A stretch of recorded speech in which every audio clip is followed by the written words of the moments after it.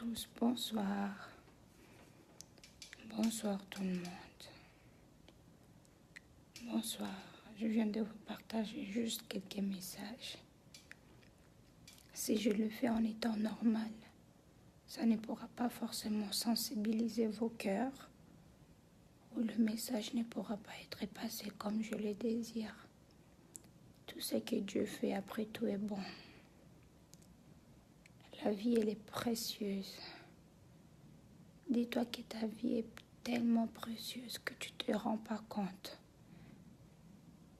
Retrouve-toi dans une lit d'hôpital pour que tu te rendes compte que la vie, elle vaut mieux que tout. Tu peux avoir l'argent, tu peux avoir de l'or, tu peux avoir des grandes maisons, tu peux avoir toutes les richesses du monde. Tu peux être l'une des femmes les plus belles du monde, l'homme le plus beau, le plus grand. Tu peux maintenir des grands meubles, mais lorsque tu n'as pas la santé, toutes ces choses de ce monde ne te serviront à rien, ne pourront pas être là la force au-delà de toi. C'est pour ça qu'on dit vanité des vanités, tout est vanité. Si je venais te parler au moment à laquelle j'étais bien, tu ne seras pas touché comme je le désire. Tu sais, c'est pourquoi.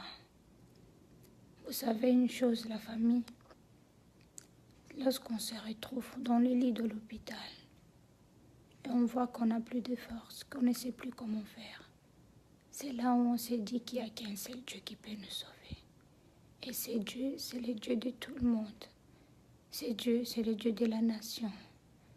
C'est le Dieu d'en haut et du bas. Lorsqu'on te demande d'avoir la paix dans le cœur, cela est très important. Tu sais, lorsqu'on est en colère, lorsqu'on est déçu, lorsqu'on garde la colère en dedans de nous, la déception, on n'enferme pas les autres, on s'enferme uniquement en nous-mêmes. Ouvre ton cœur. Ouvre ton cœur. Libère-toi de toutes ces choses. Pense à ton bien. Ta santé coûte tout avant toute chose. Ta santé, elle vient avant tout. Quand on parle de la santé, les médicaments de la santé et les médicaments pour être en paix, tu sais c'est quoi? C'est la paix intérieure. C'est la paix en toi, ta confiance en Dieu, ta force, ta joie. Ça, c'est les médicaments pour que ta santé avance. Savoir mettre toutes les choses qui t'empêchent de réussir à côté. Restez fidèle à vous-même. Restez confiant à vous-même. Restez en forme. Restez heureuse.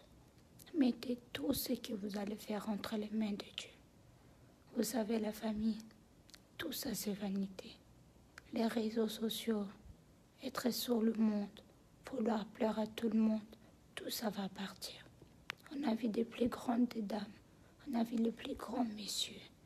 Aujourd'hui, quand on donnait la vie, ils ne sont plus parmi les vivants. Ils ont tout laissé. La seule chose que moi je te demande, d'être fidèle à toi-même, d'être vrai avec toi.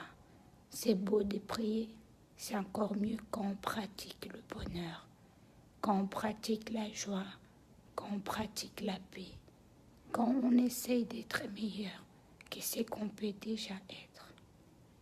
Si je fais ces messages en étant moi-même au lit de l'hôpital, c'est que je me suis rendu compte aussi. Lorsque je devais me faire opérer, j'étais là avant de fermer les yeux. J'ai dit, Dieu, s'il faut que tu prends mon âme, tu le prends, ta volonté soit faite. Mais si ce n'est pas le cas, aussi que ta volonté soit faite. Je n'ai pas peur de la mort, car un jour ou l'autre, elle viendra. N'ayez pas peur. Lorsque tu as peur de mourir, c'est que tu as peur d'aller quelque part ou à laquelle tu ne t'attends pas. C'est-à-dire que tu n'es pas bon, que malgré tout ça, tu ne fais pas les choses comme il se doit.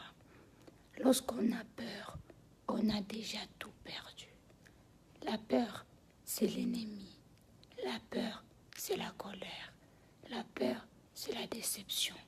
La peur, c'est la tristesse. Toutes ces choses-là ne viennent pas de l'enfant de Dieu. Et un enfant de Dieu est rempli de la paix, de la confiance, de la joie. Et il n'a pas peur de la mort.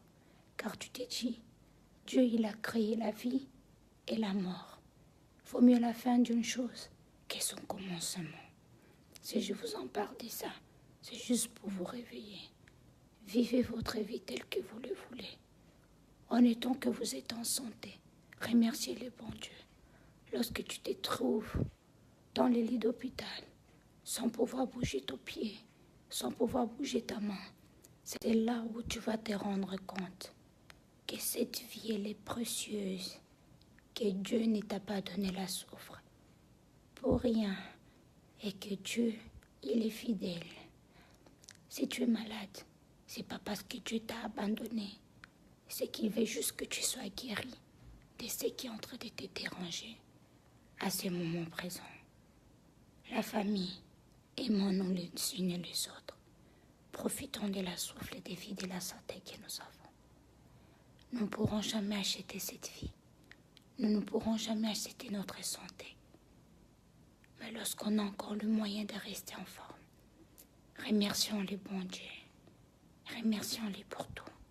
Soyons fidèles à Dieu. Dites-le merci pour tout. Tout ce que lui, il fait, il est bon. Il sait le pourquoi. Il est l'omniprésent, les débuts et la fin. Que la paix soit avec vous. Je vous aime énormément. N'oubliez pas, lorsque vous vivez, vous avez encore le temps de vous lever, d'avancer, de continuer. Botala kaka. Nana mbeto hôpital. Bajouabilité nini. Nous kaka fraîche banini.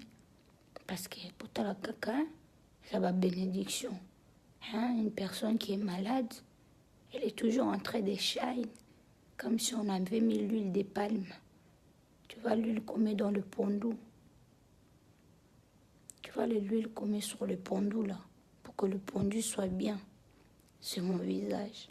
Elle est en train de shine pour vous dire que c'est la gloire de Dieu lorsque ton cœur est apaisé.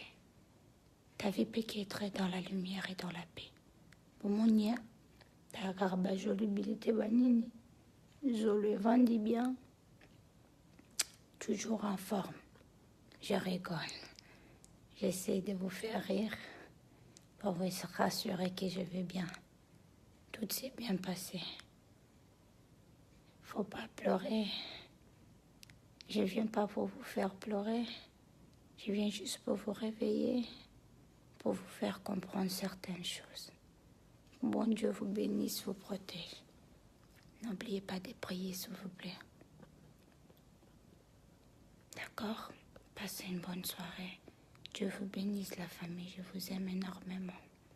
Priez aussi pour moi là où vous êtes. Passez une très bonne soirée. Au revoir.